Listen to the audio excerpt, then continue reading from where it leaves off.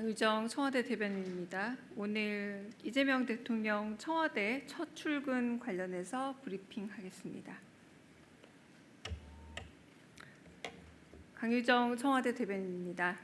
이재명 대통령은 오늘 청와대로 첫 출근해 본격적인 직무에 돌입했습니다. 대한민국 대통령이 청와대로 출근하는 건 문재인 전 대통령이 퇴임한 2022년 5월 9일 이후 1330일 만의 일입니다. 이재명 정부는 청와대 복귀로 청와대의 역사성과 상징성을 되찾고자 합니다. 대통령실의 공식 명칭도 오늘부터 청와대로 변경됩니다. 본격적인 일정에 앞서 이 대통령은 청와대 본관에서 아침 차담 회의를 주재하면서 참모들로부터 주요 현안과 업무 계획을 보고받았습니다. 특히 2025년 수출과 외국인 투자가 역대 최대 실적을 달성할 것이라는 경제성장 수석실의 보고에 이 대통령은 경제성장의 성과가 중소기업과 서민들에게 흘러갈 수 있는 방안을 모색해달라 지시했습니다. 또한 민정수석실로부터 마약, 스캠, 온라인 도박, 디지털 성범죄에 대응할 초국가범죄 특별대응 TF가 출범한다는 보고를 받은 후 보이스피싱 피해 감소 현황을 함께 국민에게 잘 알려달라 당부했습니다. 아침 회의 이후 이 대통령은 청와대 복귀 후 첫 일정으로 국가위기관리의 컨트롤 타워인 국가안보실 예하 국가위기관리센터를 방문해 안보 및 재난 분야 시스템을 점검했습니다. 청와대 지하 벙커로 알려진 국가위기관리센터는 1976년 처음 건축된 이래 2003년 화생방 방호 기능을 구축했고 이번 청와대 복귀를 계기로 시설을 정비했습니다. 이 대통령은 먼저 청와대 복귀를 위해 짧은 기간 동안 시설 개선 공사를 진행하면서 안보와 재난 관련 시스템을 중단 없이 가동한 국가위기관리센터 직원들의 노고를 치하했습니다. 이어 국가위기 상황 점검이 매우 중요하다면서 여러분의 손에 우리 국민의 안전과 생명이 달린 만큼 365일 24시간 철저히 근무해달라 당부했습니다. 이 대통령이 비상집무실을 살펴보며 쓸 일은 거의 없겠죠? 라고 묻자 경호처장은 안보 이슈 대응을 위한 NSC 훈련 때 사용하게 될 거라 답했고 함께 이동 동선을 파악했습니다. 국가위기관리센터 시찰 후 이 대통령은 여민 1관 집무실에서 주한 베냉공화국 대사 내정자에게 아그레망을 부여하는 등 첫 재가를 진행했습니다. 이 대통령이 청와대 본관이 아닌 백성과 함께 한다는 뜻의 여민관을 집무실로 택한 건 국민과 함께 국정 운영의 과정을 함께 하겠다는 국민주권 정부의 국정 철학을 보여줍니다. 이재명 정부는 청와대 복귀를 통해 과정이 투명한 일하는 정부를 표방하고 국민과 소통하는 정치를 회복하고 세계가 찾는 외교 안보의 중심으로 거듭나면서 국민께 효능감을 드리는 이재명식 실용주의를 보여드리겠습니다. 이상입니다. 네, 혹시 질문 있으시면 네, 정상민 기자 먼저. 네, 대변인님 안녕하십니까? MBC 정상빈입니다. 사실 이전하기 전 용산 대통령실이 불통의 이미지가 강하긴 했지만 과거 청와대도 공간적 특성 때문에 언론이나 국민들과의 소통이 어렵다는 평가도 함께 받아왔는데요. 이런 우려를 극복하실 만한 방안에 대해서도 고민하고 계신지 궁금하고요. 또 오늘 첫 출근에 맞춰서 대통령께서 이른바 통합 넥타이를 매셨는데 강조하시려고 한 메시지가 있는지 해석도 부탁드리고 마지막으로 여당 김병기 원내대표에 대한 보도가 이어지다 보니까 질문을 안 드릴 수가 없는데 이 제기되고 있는 의혹에 대해서 대통령실에서는 좀 어느 정도 엄중하게 인식하고 계신지 또 현재로서는 물론 선출직이긴 하지만 업무를 계속 수행해 나가는 데는 문제가 없다고 판단하고 계신지도 함께 여쭤보고자 합니다. 네, 지금 소개 말씀드린 것처럼 여민관의 집무실이 있었던 것은 이전 대통령도 마찬가지긴 했었습니다. 문재인 대통령도 하지만 삼실장을 같은 건물에서 같이 참모진들과 이른 소통을 하면서 조금 더 속도감 있는 결정과 의론 체계, 토론 체계를 만들었다고 할 수 있겠고요. 그리고 저희가 아침마다 하게 되는 일일 상황 점검 회의 같은 경우도 바로 이 집무실이 있는 여민관에서 진행을 하게 됩니다. 그러니까 일상적인 회의 체계부터 삼실장 중심의 그런 집중적인 회의 체계까지 주로 회의로 이루어지는 의견 소통 과정을 통해서 소통하는 참모와 소통하고 그리고 좀 더 격렬한 토론과 또 원활한 어떤 의사 결정 구조를 가지고 있는 좀 그런 구조 자체를 여민관을 통해서 보여주고자 했던 의지라고 보여주면 되겠습니다. 두 번째는 보신 대로 색깔이 세 가지가 섞여 있는 메시지가 담겨 있습니다. 소통과 그리고 통합의 메시지라고 할 수 있겠고요. 하얀색이 보통 그 처음에 국민임명식 날 매셨던 것처럼 새로운 출발 같은 걸 의미하신다면 새로운 출발 이상의 소통과 통합이 더 중요하다고 생각하시는 그런 의지를 보셨다고 하시면 되겠습니다. 김병희 원내대표의 문제 같은 경우는 당연히 엄중히 인식은 하고 있습니다만 원내에서 의원들이 직접 선출한 원내대표인 만큼 그 부분에 대해서 대통령실이 쉽게 의사표명하는 것은 조금 좀 더 거리를 둬야 되지 않을까 싶고 아직은 저희 대통령실에서 의사표명을 따로 할 기회는 없지 않을까 싶습니다. 네. 다른 또 질문 있으실까요? 네, 먼저 네 다음에 기회 드리겠습니다. 네. 네, 채널A 김민곤입니다. 그 안보 사항이라서 가능한 선에서만 답변 부탁드리는데요. 이 위기관리센터가 이전 정부 청와대의 센터와 무엇이 조금 더 달라진 게 있다면 어떤 게 달라졌는지나 아니면은 이번에 조금 보강 점검을 좀 하셨다고 했는데 그것이 어떤 식으로 이루어졌는지 설명 가능한 선에서만 부탁드립니다. 네, 말씀드린 것처럼 제가 조금 더 자세하게 설명을 좀 소개드리고 싶은 부분이 있어서 넣었으나, 네, 그 위관리센터장과 소통을 하는 과정에 이거는 보안과 안보상 안 밝힌 게 낫겠다라고 뺀 부분이 더 많습니다. 근데 어느 정도 새롭게 좀 정비하고 그런 부분들이 있다 정도만 죄송하지만 드리겠습니다. 네, 네, 이유진 기자님. 네. 네, 안녕하세요. 대변인님, 경향신문 이유진입니다. 우선 두 가지 질문 드리고 싶은데요. 첫 번째는 혹시 대통령께서 직접 청와대 복귀 소회를 밝히신 이렇게 말씀이 있는지 우선 여쭙고 싶습니다. 그리고 두 번째는 전날 발표된 그 이해운 예산처 장관 후보자 관련인데요.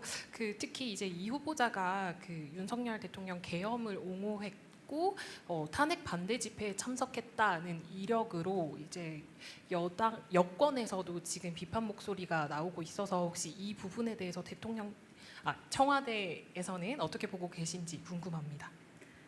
네, 첫 번째는 직접 소회를 밝히시지는 따로 않았습니다.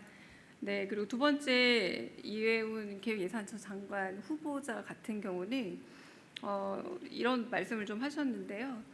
그 서로 같은 생각을 가진 사람들만 정부를 구성한다기보다 서로 다른 생각을 가진 사람일지언정 언제나 여러 번 말씀하셨다시피 좀 격렬한 토론을 통해서 그 차이와 그리고 견해에 있어서 접점을 만들어 가는 것이고 그 접점을 만들어 가는 과정 자체가 새로운 정책과 좀 더 합리적인 정책을 만들어가는 그런 지점이 될 수 있다라고 말을 했고, 그리고 과거에 좀 용납할 수 없었던 내란이나 혹은 이런 부분에 대한 발언에 대해서는 본인이 직접 좀 더 충분히 소명해야 되고 그 부분에 있어서 단절의 의사를 좀 더 표명해야 되는 게 맞는 것이 아닌가. 이건 정확한 워딩은 아닙니다만 그런 부분에 있어서는 조금 더 이해운 후보자의 좀 명확한 입장 표명이 필요하지 않을까라는 이야기가 좀 없지 않아 있었습니다.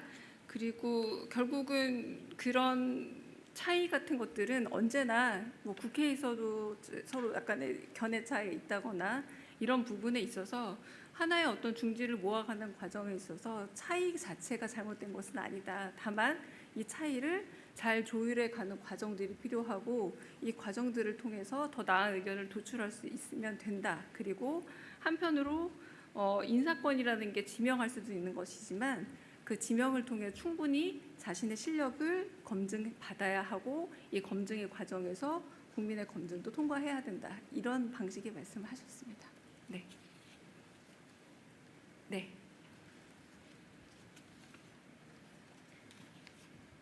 네, 저 TV조선의 최민식입니다. 이어서 질문을 좀 드리자면 그 이해운 후보자 같은 경우에는 그 재정 건정성을 좀 강조하시던 분인데 정부의 정책 기조가 변했다기보다는 정부의 국간직으로서 좀 레드팀의 역할을 맡긴다 이런 취지로 해석을 하면 될지 좀 궁금하고요.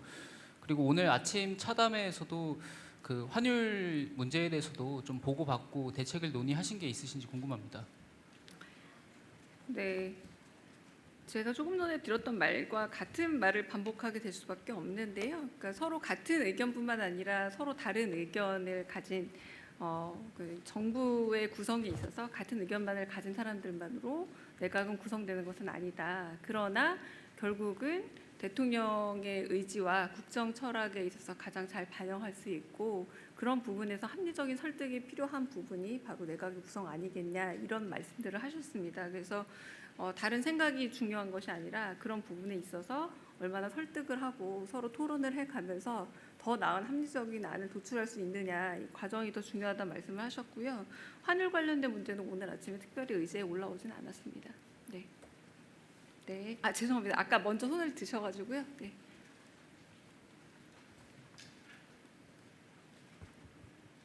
네, 대변인님 아시아경제 송승섭 기자입니다. 저도 이어서 좀 질문을 드리면 방금 설명해 주신 것 중에 대통령께서 단절의 의사를 좀 이해운 후보자가 표명해야 되는 게 맞는 것 아닌가 요라는 이 취지의 말을 대통령께서 후보자에게 이제 직접 하시고 후보자로부터 이거와 관련한 대답을 들으셨다는 말씀이신지 아니면은 이런 게 좀 논란이 된 이후에 어떠한 계기로 다룬 참모들이 있는 자리에서 이러한 발언을 한 것인지 좀 궁금합니다. 네, 그 부분은 첫 번째는 저는 확인한 바는 없습니다. 후보자에게 대통령께서 들으셨는지 내지는 다른 참모들이 들으셨는지 모르겠지만 그 부분이 오늘 언론에서 여러 이제 문제가 제기가 되고 있다라는 언론 보고를 받으시고 그렇다면 그 부분에 있어서 이제부터는 지명이 된 후보자이기 때문에 여러 이제 국민들의 의문과 질문에 대해서는 본인 스스로 그 부분에 대해서 단절의 의사가 있는지 그리고 그 해명의 태도에 있어서 후보자 본인이 그 부분에 있어서 책임이 있다 이런 방식의 말씀이었던 거지 대통령께서 그 부분에 대해서 들었다 안 들었다 이런 말은 들은 적 없습니다. 네. 네. 네, 대변인님 취재 편의점 장윤선 기자입니다. 아까 연결돼서 저도 한 가지만 더 여쭤보겠는데요. 그렇다면 장관 후보자 검증 과정에서 이를테면 이해운 후보자가 윤어게인 집회에 참석했거나라는 사실을 청와대에서는 모르고 있었던 건지 알고도 임명을 하기로 결심을 했던 건지 그 두 가지에 대한 팩트 확인을 좀 부탁드리고요. 그리고 지금 전재수 장관 후임 비어 있는데 이 비어 있는 장관직에도 국민통합 입장에서 이를테면 PK 출신의 야권 인사가 기용될 가능성이 있는지 좀 여쭤보고요. 이거는 별건으로 하나 더 여쭤보겠는데 쿠팡에서 지금 1인당 5만 원 보상하겠다는 입장이 나와 있는데 이에 대한 청와대 입장 좀 여쭤보겠습니다. 네, 방금 아까 말씀드렸던 거는 이제 언론에서 검증을 요구하는 부분에 대해서 이해운 후보자에 대해서 말씀하신 거고요. 구체적인 인사 검증 과정에 대해서는 저희가 확인해 드리기는 어렵습니다. 그 부분은 양해 부탁드립니다. 그러니까 첫 번째 질문에 대해서 구체적인 인사 검증 과정, 그 과정 자체에 대해서는 확인해 드리기는 어렵습니다. 두 번째 전재수 장관 후임으로 해수부 장관 말씀하시는 것 같은데. 그때 대통령께서 직접 말씀하신 부산 출신이었으면 좋겠다 찾아보고 있다 이 정도 외에는 인사 문제에 대해서는 제가 좀 알고 있는 바도 없고요. 더 이상 지금 현재 단계에서는 후보자를 찾고 있다 정도 이상의 답을 드리기는 어렵습니다. 세 번째 쿠팡 관련해서는 이제 과기부에 마련된 쿠팡 관련 TF에 여쭤보시는 게 더 정확한 대답을 들을 수 있을 거라 사료됩니다. 네. 네, 죄송합니다. 네. 네, 수고하십니다. 고발뉴스 이상호 기자라고 합니다. 네.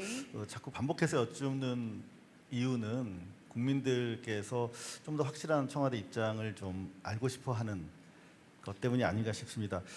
이효훈 장관 후보자 관련해서 대통령께서 12.3 1주년 때도 그냥 봉합이 아니다, 정의로운 통합이다라고 강조하시면서 내란 세력에 대한 척결의 의미를 뭐 암수술로도 비유하시기도 했는데, 그렇다면 이 정의에서 통합적으로 무게 중심을 이동한 것인지, 아니면은 보다 이번 이해운 정도면은 통합의 대상이 된다라고 하는 가이드라인을 보여주시면서 통합의 보폭을 높이신 건지, 그걸 조금 명확하게 말씀해 주시면 어떨까 싶습니다. 부탁드립니다. 네, 그 대답은 제가 감히 좀 답을 다 드리기는 쉬운 대답은 아닌 것 같습니다. 왜냐하면 대통령 말씀에 대한 첨언이라서 좀 어렵고요.